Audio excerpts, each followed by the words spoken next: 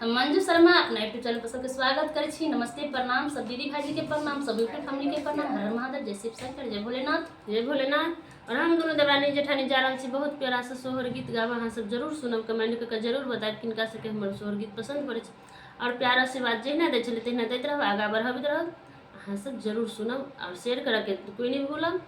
बहुत प्यारा से सोहर गीत है, अहाँ सब जरूर से जरूर सुनब। आ सब दीदी बहन के हाथ जोड़ के प्रणाम करे छी।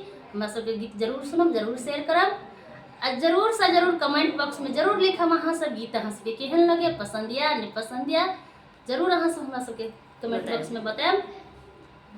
ले ना रे की ना काके उठल दरदिया, किने कामना व्याकुल रे, ललन रे की ना काके मन चिंतित भावे कृष्ण जी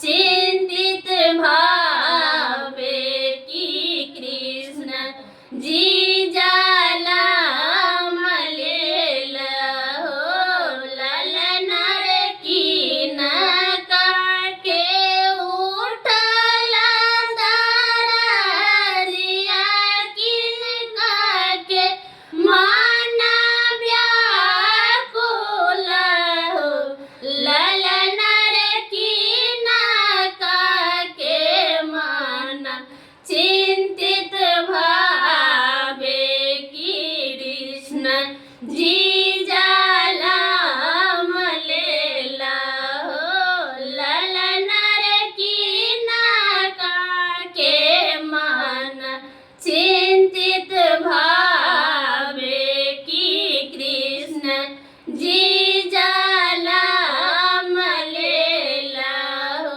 देवकी के उठल दरदिया, जसोदा मन व्याकुल रे, ललन रे देवकी के उठल दरदिया, जसोदा मन व्याकुल रे, ललन रे देवकी के उठल